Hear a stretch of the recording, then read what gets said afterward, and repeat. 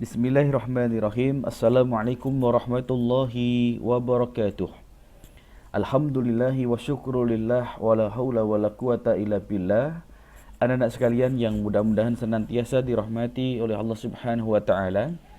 Insyaallah dalam kesempatan yang berbahagia ini Ustaz akan melanjutkan pembahasan.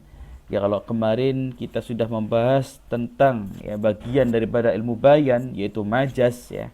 Dari sudut pembagian majaz akli, majaz lughawi, dan kemarin dah kita sampaikan majaz akli definisinya dan contohnya. Majaz lughawi bagian yang pertama isti'arah, apa itu contoh-contohnya sudah kita sampaikan, dan insyaallah hari ini akan kita lanjutkan pembahasan kita berkenaan bagian daripada majaz lughawi yang kedua yaitu majaz mursal. Mari kita awali dulu pertemuan kita hari ini dengan membaca basmalah bersama-sama. Bismillahirrahmanirrahim. Ya, anak-anak sekalian, para ahli bahasa telah menjelaskan bahwasanya yang disebut dengan majaz mursal adalah suatu lafaz yang dipergunakan bukan pada makna aslinya. Ini garis bawah ini ya. Jadi yang disebut dengan majaz mursal adalah suatu lafaz yang dipergunakan tapi bukan pada makna aslinya. Ya, imma minal qamus, baik itu dari kamus maupun dari yang lainnya. Ya. Karena apa? Adanya alaqah ghairu musyabbahah. Jadi karena hubungan bukan perumpamaan ya, yang disertai dengan qarinah atau alasan yang mencegahnya dari makna asli ya. Inilah definisi daripada majaz mursal.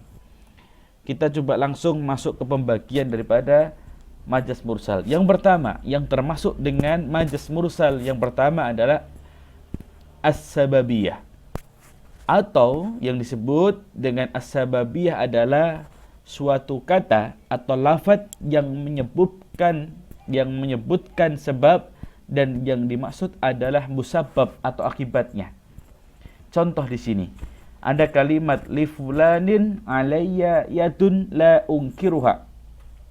Li fulanin alayya yadun la unkiruha. Coba kita perhatikan dalam kalimat yadun ya. Kalau kita artikan li fulanin, bahwasanya si fulan alayya ya, terhadapku yadun tangan la ungkiruha, dan itu tidak bisa dipungkiri ya, tentu kalau kita memahami konteks kalimat ini jangan diartikan kalimat atau kata yadun ini dengan artian sebagaimana yang ada di kamus, yaitu apa? Yaitu tangan, bukan ya. Tapi yang dimaksud yadun di sini karena ada sebab la ungkiruha. Ya, ini menjadi musababnya la ungkiruha yang tidak bisa dipungkiri, maka yadun ini yang paling pas adalah kita artikan dengan jasa atau budi. Jadi si fulan itu terhadapku punya jasa atau budi yang tidak bisa aku pungkiri. Nah ini maka kan jadi pas. Nah, kalau kita terjemahkan dengan artian tangan tentu nanti ada yang kurang pas begitu ya. Ini yang pertama as-sababiyah, disebabkan karena adanya sababiyahnya. Apa itu? La ungkiruha, tidak bisa dipungkiri. Nah ini. Kemudian yang kedua, yang termasuk majaz mursal adalah al-musabbabiyah, yaitu suatu kata yang menyebutkan akibat, tapi yang dimaksud itu adalah sebabnya. Ya. Contoh di sini. Dalam Quran surah Ghafir ayat yang ke-13 Allah berfirman, "Wa yunazzilu lakum minas sama'i rizqa." Jadi saya ulangi, "Wa yunazzilu lakum minas sama'i rizqa."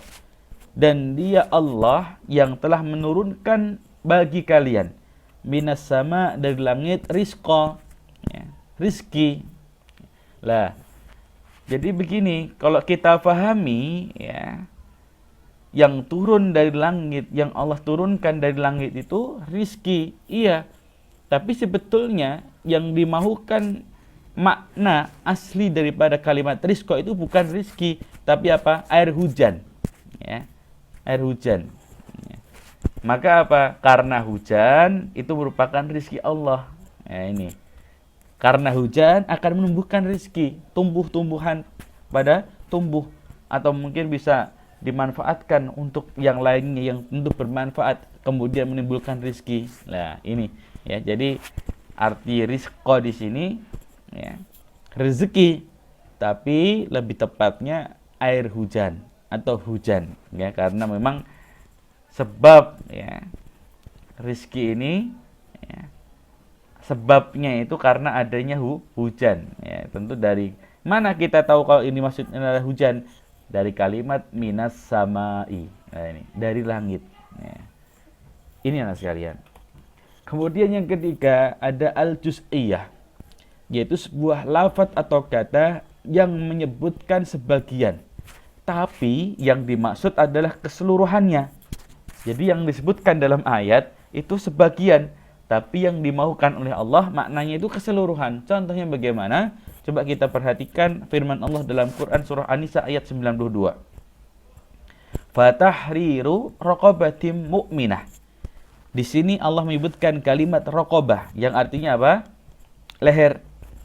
Kalau secara keseluruhan, fatahriru, maka hendaklah ia memerdekakan raqabatin ya, leher seorang hamba mukminah yang beriman. Nah, kalau raqabah ini kita lihat di kampus, ini artinya leher.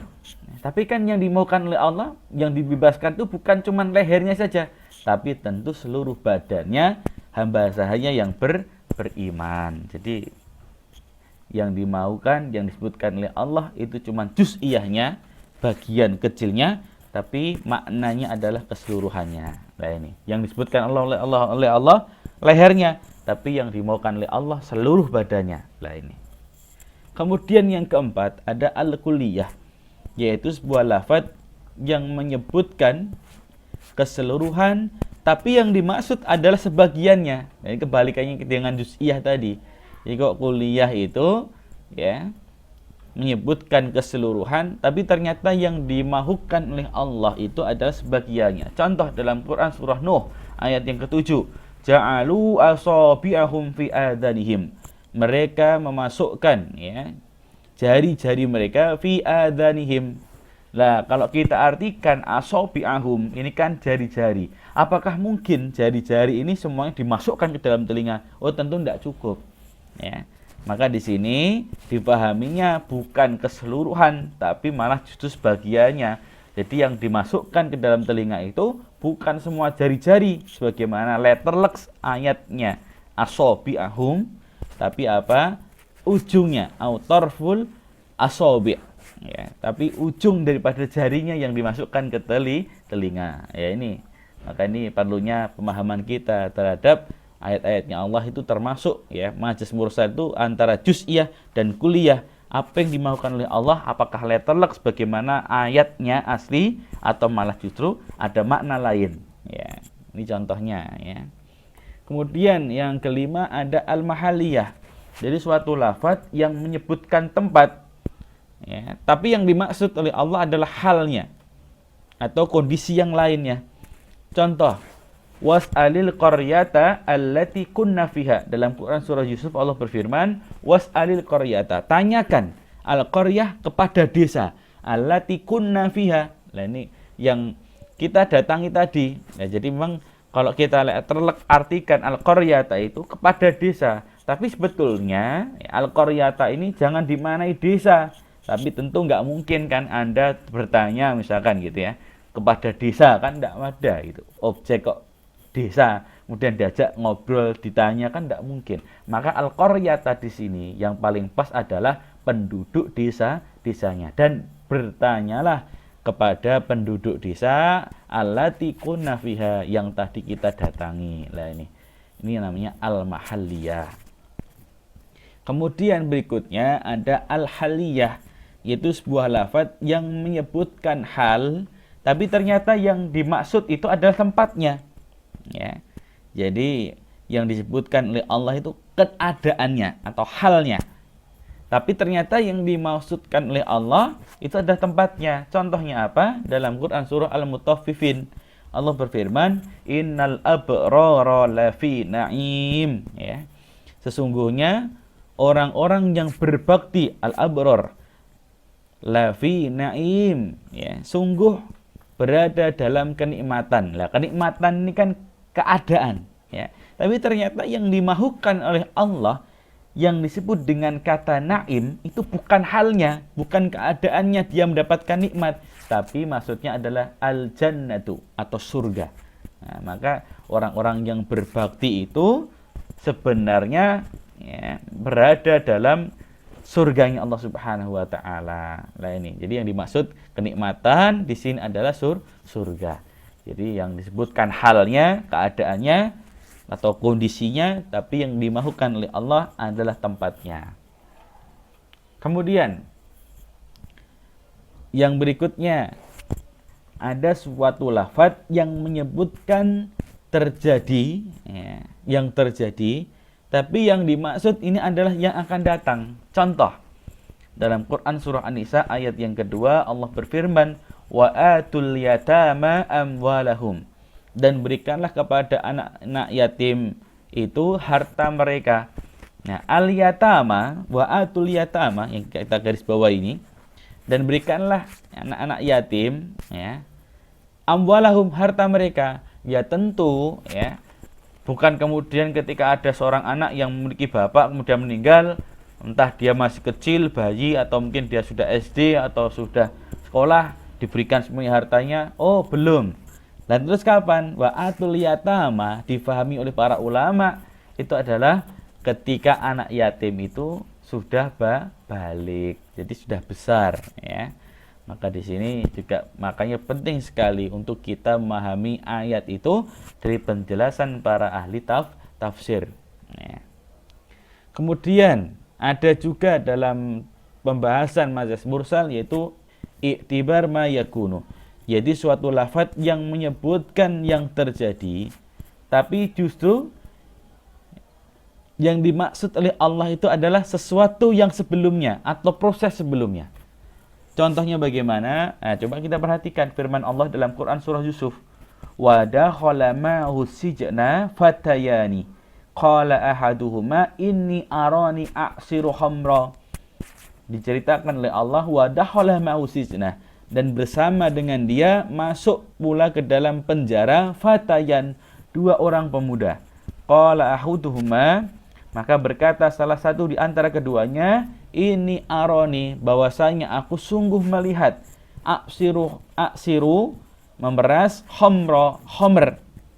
Nah, kalau kita letelek terjemahkan khomro ini dengan khomer, kira-kira mungkin nggak aksiru khomro?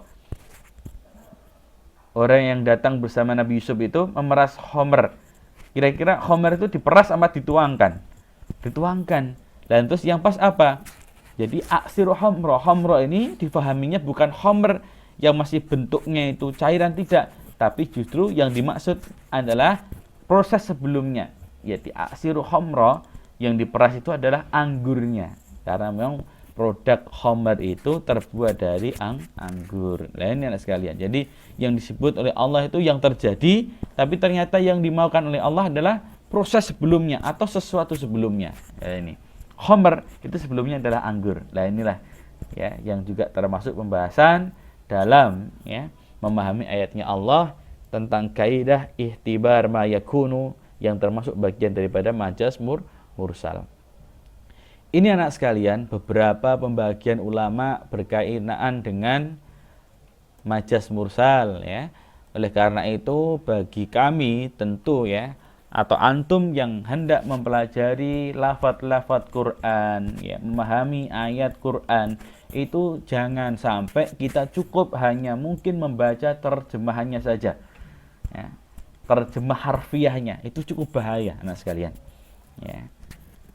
Cukup berbahaya. Bahkan termasuk kalau antum membaca terjemahan, ya, memahami ayat kok dari terjemahan bahasa Indonesia yang beredar di Quran sekarang itu, ini berbahaya. Ya, kenapa demikian? Karena belum tentu, ya, belum tentu arti yang ada dalam terjemah Quran itu letterlek sebagaimana bahasanya, itu tidak. padahal kita butuh penjelasan ulama tentang makna yang tersembunyi atau bukan makna aslinya, sehingga kita bisa memahami kalimat itu dengan utuh. Sebagai contoh, misalkan dalam Al-Quran banyak disebutkan kata qatala, ya.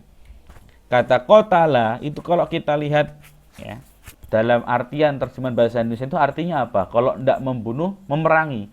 Padahal, ya, ada banyak sekali ayat dalam Al-Quran yang menyebutkan kalimat qatala. Kalau semua kalimat qatala itu diartikan dengan membunuh, dengan memerangi, maka akhirnya orang kalau menerjemahkan atau memahami Quran dari Quran terjemah itu melahirkan sosok-sosok anak-anak atau mungkin pelajar-pelajar, bahkan aktivis yang mungkin dia radikal pemikirannya, ya. Padahal kata qatala itu bisa berarti berjuang, bisa berarti bersungguh-sungguh, atau mungkin bisa juga dimaknai perang. Nah, itu tergantung penjelasan para ahli tafsir berkenaan dengan kalimat itu. Sehingga sekali lagi, kalau ingin memahami ayat itu dengan utuh, maka pelajarilah ayat itu, lafaz per lafaznya, makna per maknanya, bukan dengan cukup Al-Quran terjemah saja, tapi juga ditambahkan dari referensi tafsir, baik Ibnu Katsir, Ibnu At-Tabari, ya, Al-Qurtubi, atau mungkin Jalalain, atau mungkin tafsir-tafsir yang lainnya yang kontemporer. Yang jelas, inilah cara agar kita terbebaskan daripada pemahaman-pemahaman yang sesat, yang kemudian melahirkan pemikiran-pemikiran yang sesat juga berkenaan dengan ayat-ayatnya Allah. Inilah anak-anak sekalian yang bisa Ustaz sampaikan untuk pertemuan hari ini. Tolong dipersiapkan, insya Allah untuk pertemuan berikutnya kita akan sinkronkan, ya, pertemuan itu dengan aplikasi Zoom, sehingga mohon nanti untuk pertemuan berikutnya bisa disiapkan aplikasinya, dan nanti insya Allah akan kita sampaikan kuliah secara langsung, dan mudah-mudahan bisa banyak dari kalian yang mengikutinya, insya Allah. Saya kira ini. Terima kasih atas perhatiannya. Jazakumullah khairal jaza. Syukran. Assalamualaikum warahmatullahi wabarakatuh.